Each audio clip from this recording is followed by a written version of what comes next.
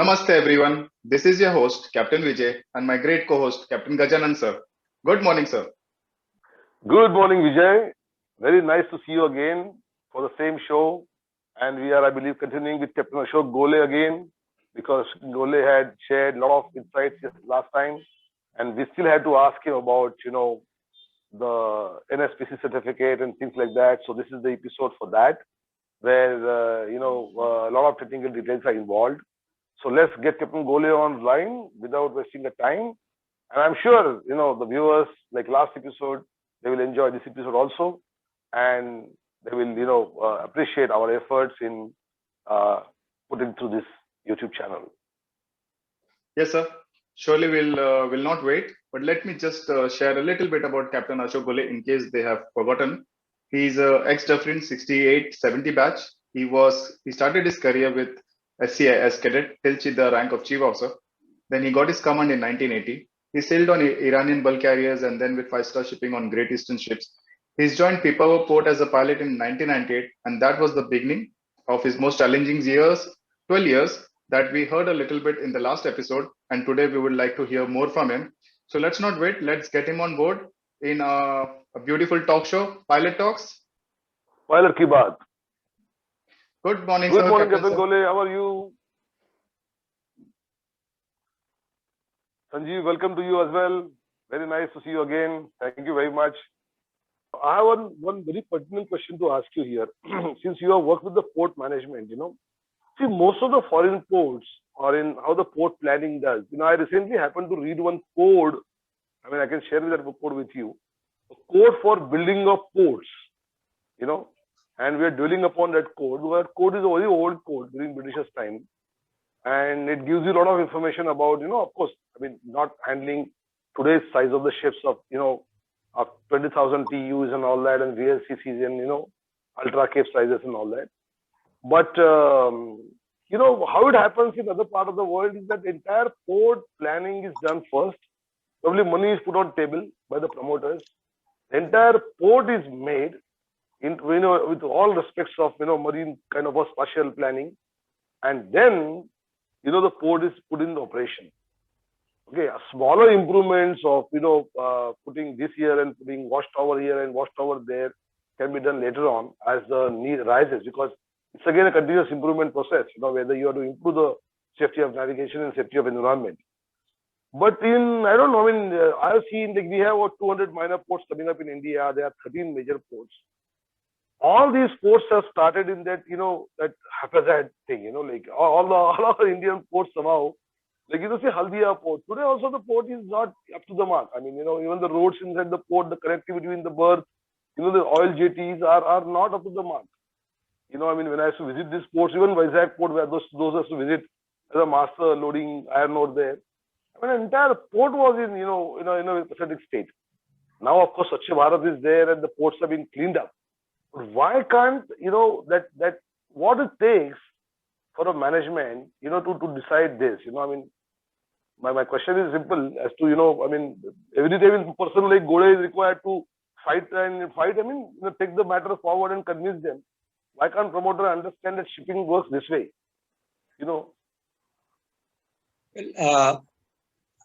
I'm not a person from the management that way, but what I have seen is really in the beginning, at least at Pipavav, we were not sure what kind of a traffic we are going to get. We are not sure what kind of a ships we are going to get. It took us some time to realize that this is the kind of traffic that we are likely to get.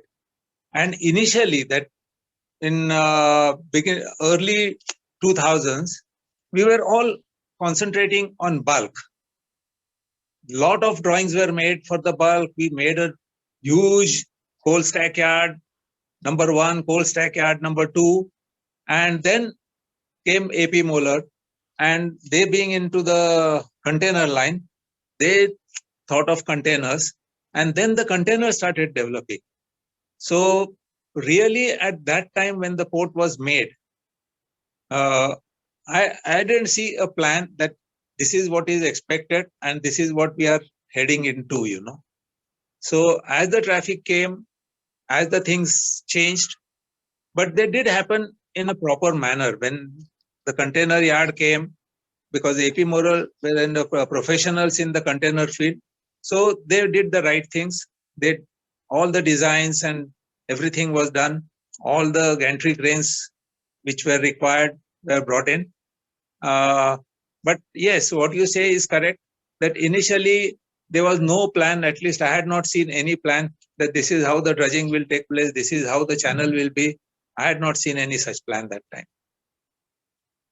Okay. Now, quite a thing it is, because, you know, I mean, of course, we don't see being a developing country, we also don't see what kind of, you know, businesses and industries and logistics parks will develop around the port at that point in time, seeing the facility. It's always a chicken and egg situation for us. As far as shipping development is concerned in India, we have to put a ship before the cargo and cargo before the ship, you know, so it can never, you know, match. True. You know, one more thing. I mean, I would let Vijay ask you this question on pilot ladders or on pilot incidences, if you have had any. Vijay, you want to ask? Yes, sir. Sure.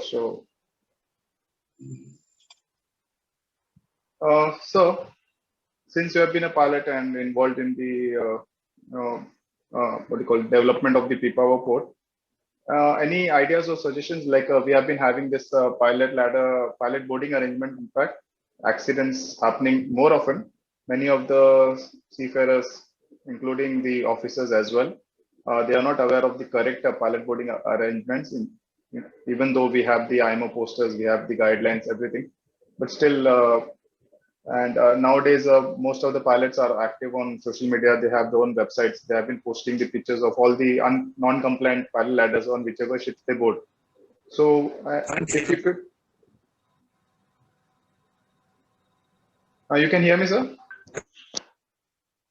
Can you hear me? I think his connection, video is gone. Line is gone. Hello. It's not working. Hello. Hello. Ashok, we can't hear you. Okay. His network is gone. All right. We'll wait for him. Question you want to ask Vijay is that about pilot incidences. Have any incidences happened in port, and how you have then, you know, looked at your pilot transfer procedures? Okay. All right. That you ask him. You can rephrase it.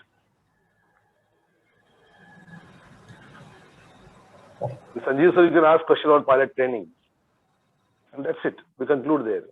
I would like to ask about this NSPC, because that was the first port where we had NSPC certification. Okay. Very good. Ask him. NSPC. Okay. It was a training of the pilot also. Okay. Yeah. Can you hear us now? I can hear. I think your video is off. Your video is off. You're coming in from two connections. Right. Oh, you are back. I think your connection is unstable a little bit. You know? Okay, he'll rephrase the question again. Vijay? Yes, sir. Captain Ashok, sir. It was a pleasure listening to you so far. I have one question. It's regarding the pilot boarding arrangement. Since you have been a pilot as well as involved in the development of the Pipavav port, so can you just advise if any incidents that have taken place pertaining to pilot boarding ladders or pilot boarding arrangements? Fortunately, we didn't have any accident while pilot boarding, but boarding especially during monsoon, because we had to board outside in the almost open sea, and that was quite challenging. And we find that the pilot ladder is one issue. That is, nowadays, I think the pilot ladders are more or less in good condition. But making a lee for the pilot, you know, many of the masters are not able to make the required lee for the pilot. And if that particular lee is made for the pilot, then it becomes easier and safer for the pilot to board also. And for that, I think what we used to follow there is the pilot who is going there to board a incoming vessel. He will tell the master which direction he should head and what speed he should keep. And once the master has done that, then it was, I won't say it was easy in monsoon, but yes, pilot could board safely there. And luckily, we didn't have any incident there of pilot falling in the water or something like that. Because we were very particular about having that lee, and pilots also, one of the things in our training, we said that the pilot, before he starts doing it independently, he has to do some piloting with somebody else during the monsoon, because boarding and disembarking also was an art, there. You have to do it at the right. If the swell is there, your boat is going up and down, and if you board, you step on the pilot ladder when the boat is down, you are in deep trouble, because then very shortly the boat is going to come up. So when the boat is riding the swell, that is the time at the highest point you have to get onto the pilot ladder. But I think main thing is that one of the thing was the lee, and if the lee is made, then it's not all that difficult to board the vessel only during the monsoon. Otherwise, during the fair weather, we didn't have much problem there. All right, sir. So I understand that, of course, we also know that during monsoon, it's very tricky and very dangerous for the pilot to board the vessel with that the heavy swells. So yes, maintaining the lee is definitely very important. And nowadays, I've seen this pilot control, they themselves inform the masters to keep this heading, keep this speed. And then master also, he knows the true wind direction at that time. It's now easily available. Early days we had to calculate, but now this shows true, relative, everything. So that it easily can make out which side is a lee. And then safe pilot transfer takes place. So thank you, sir. But, people one small find thing it slightly. to ask you. Yeah, Is this in your SOP? Is there any SOP for pilot transfer procedure you have? Developed any SOPs for the pilot transfer procedure? I think I'll be able to answer that. Captain Gore had left in 2010.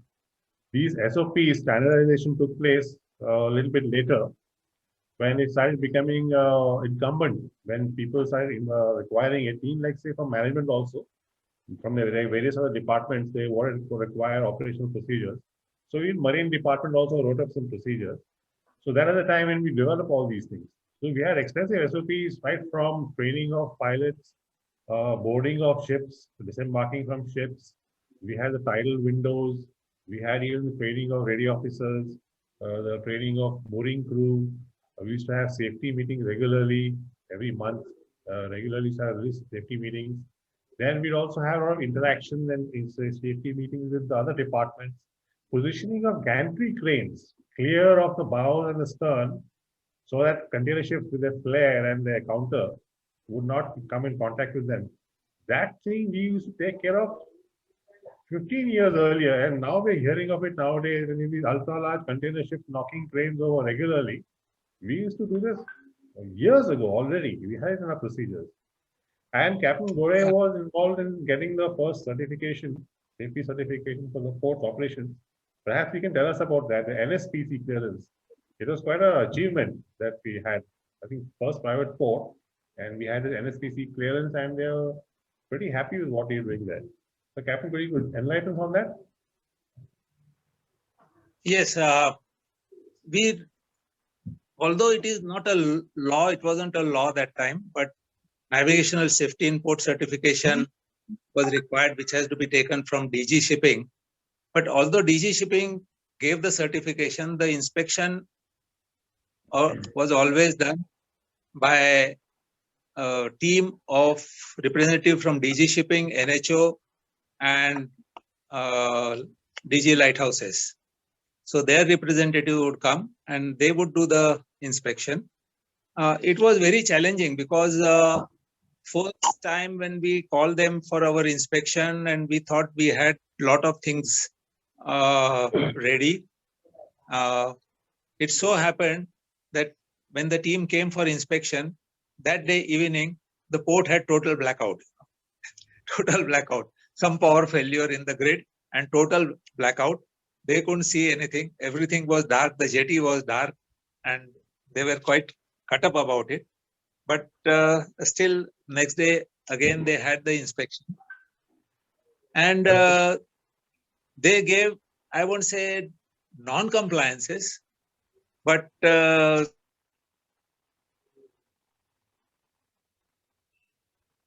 were happy that they could see the leading lights, and all the channel boys were brightly lit. They're all working on their batteries. So that way there was no issue for ships coming in and out. But it was dark, yes. Everything was pitch blackness. So it was more 2100 issue. showing Yeah. our channel, you know, it was actually published in 2008, this chart. And that itself was a big exercise, but yes. And part of the NSPC requirement was this chart. And all these things, you know, I was very happy when NSPC gave those 27 things to do, because then I don't have to go and convince anybody.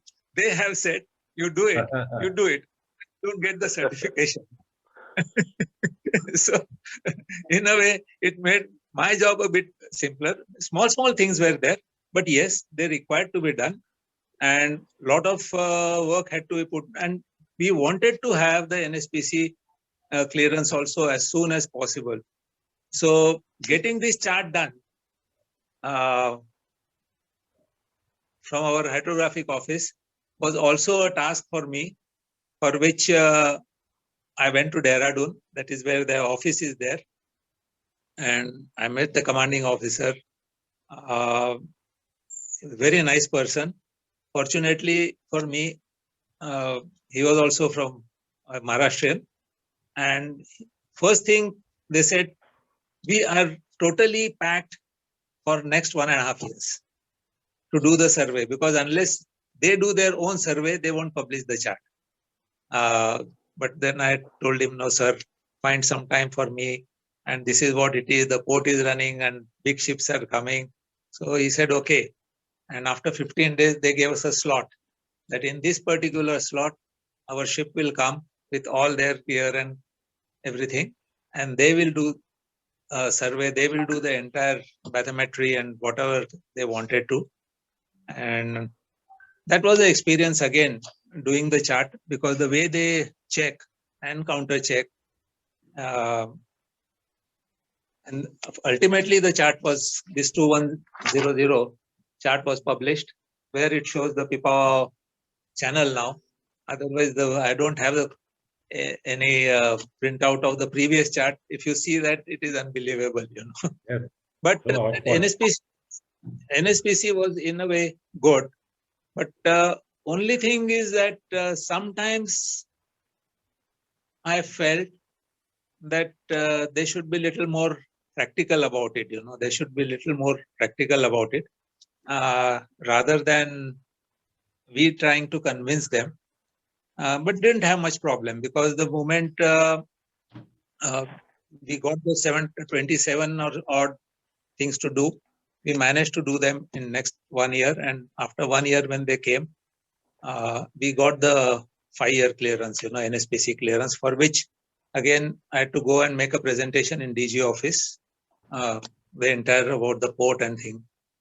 But I would say that NSPC visit, the first visit, it helped me in doing many things, you know, which I wanted to do without even having any objection. I won't say objection, but it was easy for me to convince the management that, yes, this is what it is required. Once I gave them the explanation why NSPC is asking, yes, they were quite convinced about it. And the inspections went on quite well after that. Captain Gore, the port is not just the infrastructure, it's also its people and the people who work out there. And Pipavav is a very remote area, and a lot of young people with families over there. and their children required to have schooling, and it was very difficult to get schooling. A lot of people coming out of the state to come and work out there. So you played a very stellar role in helping in this kind of aspect towards this welfare of the people, as well as the surrounding villages, that like social responsibility, what they now call CSR. I think we were way ahead. You were way ahead that time. You were already doing something. Maybe you can. People will be interested to hear this. Yeah, what you say is very correct. I always believe that the people who work in the port, they are very important. They are very important, and I believe that majority of your asset is your people. If you have good people, if your people working there are satisfied, if the people working there are happy, then you get a better output. And that is what I wanted to achieve. Means whatever I did was with the intention that people who are working here should be happy about it. Work part is yes, they will do it, but they are not happy otherwise. And it is a remote place. Anybody who has gone there will know that it is a very remote place. Now, little bit, even Rajula, you can have and go and probably have a dosa or something like that. But those days there was nothing there, And I all the time I used to tell the company that we must do something for our people, and really. 1 minute, just give me 1 minute. That box. You want 6 minutes to go, so I think we need to wind up now. Yeah. Okay. No. So I'll go on that quickly. So a few things was the accommodation which was bad. So I got after the management, and they agreed to do the refurbish the accommodation till the new colony came in. So that was one part which I was able to convince them. Then a pre-primary school which I was able to convince that we should upgrade it and do it in a better way. And then again, management was ready to put in money there. Although I initiated it, my wife was also staying when I was harbour master, and she being a teacher herself, she played an important role in that school. The first thing we did in 2004 was forming a sports club. So evening people can play and do some, because otherwise there was no entertainment. Those days there was no TV also, we didn't have big dish antennas or anything like that. So that was one thing, yes, people. But one more important thing is that initially when we started, our control room was way away. It was nowhere near the jetty. And who would come and work there as a radio? So I decided to train the local people who could speak some English, and I managed to train them. And those are the people who became the control room operators. And that did really help, that people thought, yes, local people are getting a chance. And even because there were no radio officers, there were no ex-radio officers who would come in. And even today, I think we have almost all the radio operators who got trained there at Pipavav. They are not mariners, and we make them do some courses and things like that, just to get the hang of it. But they are all come from the local area. As long as they can speak English, I think we have one lady radio control room operator also. Yes. I think she's done some engineering, but she's also staying there. And developing the infrastructure for people to stay, their mess, their eating facilities was very important. And the company really did that, that was a good thing for me. And of course, all credit should go to you. All credit should go to you, because you must have persuaded them very, very, very well in a manner that is required. That is why they could do it. Otherwise, developing a entire port community is slightly difficult task. And for a person like unless you're in good terms with management, it doesn't happen. We have seen that in other ports also. Captain Goel, Yeah. thank you very much. I mean, we need to cut short discussions here. It was a great insight to hear from you regarding Pipavav port planning. And Yeah. I don't think we have anybody else who could come on the show and tell us about this in India at this point in time. So there may be people, No, thank you. but not in our It was close circle. very, very nice talking to you all. And thank you very much. Yeah, it was very insightful for us, and I really appreciate that you took your time out for Sunday. You can go back to your Australian Open tennis tournament now. Final match is still on. The results are out already. Pipavav is in my heart, so I can talk about Pipavav anytime. Right, sir. Thank you. Thank you so much, sir. Thank you. Even being a non-pilotage background, I learned a lot about Pipavav, how you started from scratch and how you developed the port infrastructure, the dredging part, and the certification part was literally new for us, because we just we have a charts, we go pick up a pilot, the pilot takes care of everything. We just Correct. ensure the safety and everything is taken care of. But listening to all this is very interesting for me, and I'm sure it will be very interesting for all our viewers as well. So thank you so much, sir. And a special thank you to Captain Sanjeev, sir, Captain Sanjeev, and he's asked very relevant and very interesting questions. That was also new for me. So thank you so much, sir. Thank you. Thank you. Thank you. Thank you, everyone. Thank you. Thank you. Bye-bye. Bye-bye. Take care.